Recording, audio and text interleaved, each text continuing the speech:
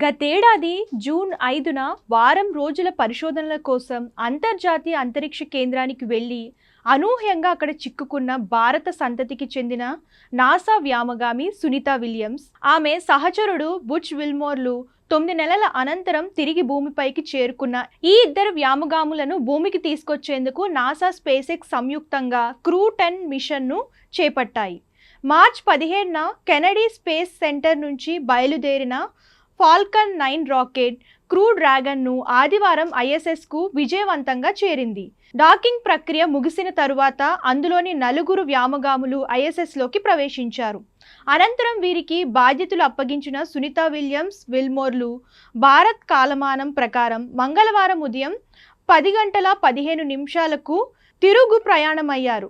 17 గంటల అనంతరం dragon capsule భూ వాతావరణంలోకి బుధవారం తెల్లవారుజామున 2:41 ప్రవేశించింది. తరువాత దాని ఇంజన్లను ప్రజ్వలింపజేశారు. ఈ సమయంలో అందరిలోనూ తీవ్ర ఉత్కంఠం నెలకొంది. తొలుత గంటకు 17,000 మైళ్ళ వేగంతో వ్యోమనౌక భూమి దిశగా పయనించింది. భూమికి చేరువయ్యే కొద్దీ అందులోని పారాచూట్లు ఒక్కొక్కటిగా తెరుచుకున్నాయి. క్రమంగా వేగం తగ్గించుకుంటూ గంటకు 116 మైళ్ళ వేగంతో 4 పారాచూట్లు సాయంతో గురుత్వాకర్షణ శక్తిని తట్టుకుంటూ ఫ్లోరిడా తీరంలో క్యాప్సూల్ సురక్షితంగా దిగింది. సరిగ్గా బుధవారం తెల్లవారుజామున 3:27 వ్యోమనౌక భూమికి చేరింది. అనంతరం నాసా, అమెరికా నౌకదళ సిబ్బంది క్యాప్సూల్ వద్దకు చేరుకొని దాన్ని వెలికి తీసి అందులోని వ్యోమగాములను బయటకు తీసుకొచ్చారు. అనంతరం వీరిని హాస్టన్లో జాన్సన్ స్పేస్ సెంటర్కు తరలించి వైద్య పరీక్షలు నిర్వహిస్తారు. 4 గంటల పాటు వైద్య పరీక్షలు జరుగుతాయి. తరువాత వారిని హెలికాప్టర్లో అక్కడి నుంచి తరలిస్తారు. సునీతా విలియమ్స్, బుచ్ విల్మోర్తో పాటు నాసా వ్యోమగామి నిక్ హేగ్, రష్యా అంతరిక్ష సంస్థ రోస్కోస్కు చెందిన గోర్బ్నోవ్లు భూమికి చేరుకున్నారు. డ్రాగన్ క్యాప్సూల్కి నిక్ హేగ్ కమాండర్గా వ్యవహరించారు. కాగా సునీతా విలియమ్స్ మూడోసారి తన అంతరిక్ష యానాన్ని విజయవంతంగా పూర్తి చేసుకున్నారు.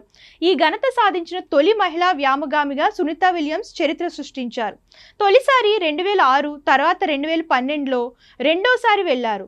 మూడోసారి గతేడాది జూన్ 5న బోయింగ్ స్టార్లైనర్ వ్యోమనౌకలో అంతరిక్షానికి వెళ్లి చిక్కుకుపోయారు.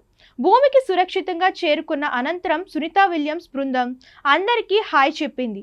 తరువాత సహాయక సిబ్బంది బృందం భద్రతా పరీక్షల అనంతరం డ్రాగన్ క్యాప్సూల్ను తెరిచి లోపల నుంచి వ్యోమగాములను బయటకు తీసుకొచ్చారు. ముందుగా నిక్ హేగ్, గోర్బ్నోవ్లు, వారి తరువాత సునీతా విలియమ్స్, విల్మోర్లు బయటకొచ్చారు. స్ట్రెక్చర్ పై వారిని ఎక్కించి లోపలికి తీసుకెళ్లారు. అక్కడి వైద్యులు పరీక్షించి హెలికాప్టర్లో ఎయిర్పోర్ట్కు తరలించి హాస్టన్కు తీసుకెళ్లేందుకు ప్రయత్నిస్తున్నారు. అంతరిక్షంలో 0 గురుత్వాకర్షణ శక్తి వల్ల సుదీర్ఘకాలం అక్కడ ఉండే వ్యోమగాముల ఆరోగ్యంపై ప్రభావం చూపుతుంది. ఎముకలు, కండరాల సాంద్రత తగ్గడం వంటి సమస్యలు ఎదురవుతాయి. దీంతో పాటు భూమికి తిరిగొచ్చాక గురుత్వాకర్షణ శక్తికి వారు తిరిగి అలవాటు పడడం అంత సులభం కాదు. ఈ క్రమంలో వ్యోమగాములకు ఎముకలు విరిగే ముప్పు ఎక్కువ. అవి నయం కావడానికి ఎక్కువ కాలం పడుతుందని చెబుతున్నారు. గత 288 రోజులుగా అంతరిక్షంలో ఉన్న సునీతా విలియమ్స్ సురక్షితంగా భూమికి చేరుకోవాలని భారత్లోని ఆమె సొంత రాష్ట్రం గుజరాత్లోని బంధువులు యజ్ఞం, పూజలు నిర్వహించారు. సునీతా విలియమ్స్ పూర్వీకులు జలాసన్లో ఉంటున్నారు. ఆమె రాకపై సునీతా సోదరుడు దినేష్ రావల్ సంతోషం వ్యక్తం చేశారు. ఆయన మీడియాతో మాట్లాడుతూ, నా సోదరి సునీతా విలియమ్స్ రాక కోసం మేమెంతో ఎదురు చూస్తున్నామని చెప్పారు. తమ కుటుంబంతో సహా ప్రతి ఒక్కరూ భారతీయుడు సంతోషంగా ఉన్నారని, ఆమె సురక్షితంగా భూమికి చేరుకోవాలని దేవుణ్ణి ప్రార్థించినట్లు తెలిపారు. ఇది మాకు ఎంతో చిరస్మరణీయమైన రోజని, దేశం గర్వించదగ్గ రోజని తెలిపారు.